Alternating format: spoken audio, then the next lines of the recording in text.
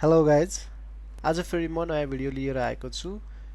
यो video web development सिक्न चाहनेको लागि स्टार्टिङ भिडियो हुनेछ। यसमा मैले HTML को बारेमा डिस्कस गर्नेछु। वेब डेभलपमेन्टको लागि के गर्नुपर्छ भनेर त मैले भिडियो बनाइसकेको छु। यदि तपाई छुट्नु भएको छ, हेर्नु भएको छैन भने त्यो लिंक मैले डिस्क्रिप्सनमा राखेको छु, कृपया हेर्न सक्नुहुनेछ। यो ट्युटोरियलमा मैले HTML को बारेमा डिस्कस गर्नेछु अनि तपाई पनि मसँगै प्र्याक्टिस गर्न सक्नुहुनेछ। यसमा मैले खासै CSS को इम्प्लिमेन्ट गर्ने छैन किनकि CSS को बारेमा छुट्टै एउटा ट्युटोरियल बनाउने छु। यो ट्युटोरियल फुल्ली बिगिनर्सहरुको लागि मात्र हुनेछ। So if you are already familiar with HTML, you can skip it. Now let's start our tutorial.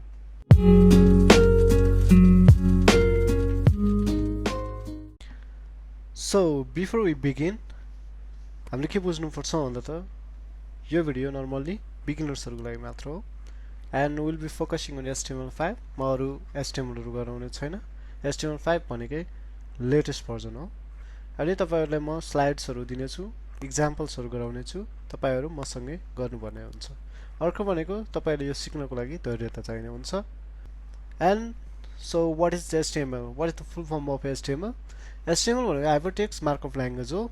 यो आफैमा प्रोग्रामिङ ल्याङ्ग्वेज होइन। So do not get confused. Programming भए अलि कम्प्लिकेटेड हुन्थ्यो। यो प्रोग्रामिङ ल्याङ्ग्वेज नभएको हुनाले खासै कम्प्लिकेटेड हुँदैन। तपाईहरु इजिली सिक्न सक्नुहुनेछ। HTML ले के गर्छ त भन्दाखेरि नर्मली यसले स्ट्रक्चर, वेबको स्ट्रक्चर दिने काम गर्छ।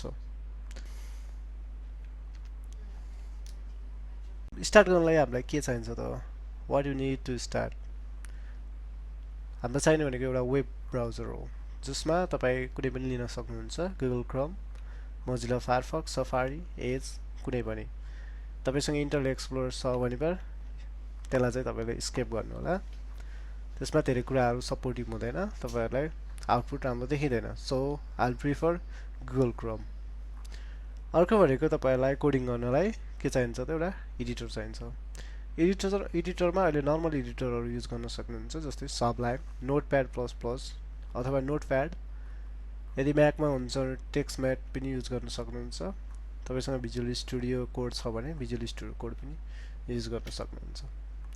सो मैले यसमा Sublime युज गर्ने छु। So how to download Sublime? You can go to the given link. Okay, ब्राउजरमा जाने तपाई Sublime भनेर खोज्न सक्नुहुनेछ। गुगलमा तपाईलाई Sublime टेक्स्ट भनेर आउनेछ। यहाँ जान सक्नुहुन्छ। यहाँ तपाईले एउटा बटन देख्नुहुनेछ, डाउनलोड फर विन्डोज। यदि म्याकमा हुनुहुन्छ भने अरु नै युज गर्नुपर्ने हुन्छ। अहिले म विन्डोजमा छु, त्यसैले डाउनलोड फर विन्डोज यो डाउनलोड गर्दै छु। डाउनलोड हुनलाई केही टाइम लाग्ने छ। अब डाउनलोड भइसकेपछि तपाईले यो फाइल .exe फाइललाई क्लिक गर्न सक्नुहुन्छ। अनि तपाई यो प्रोसेस स्टेप फलो गर्न सक्नुहुन्छ। तपाईको कहाँ इन्स्टल गर्न चाहनुहुन्छ यो एडिटरलाई तपाई सिलेक्ट गर्न सक्नुहुन्छ ब्राउजरबाट। मैले डिफल्ट लिए यस गर्नु। सबै केही गर्नु पर्दैन, नेक्स्ट गर्दै जानुहोस्। इन्स्टलेसन हाम्रो कम्प्लिट भइसक्यो।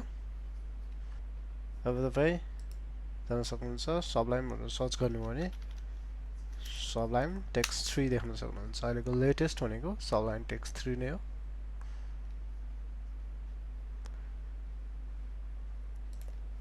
यो टोटली फ्री हुन्छ। तपाईले यसमा कुनै पनि पे गर्नुपर्ने छैन।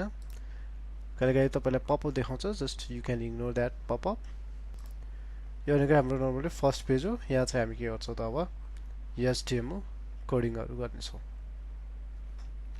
ओके, अब अरु म नेक्स्ट भिडियोमा डिस्कस गर्ने छु। So please do subscribe our channel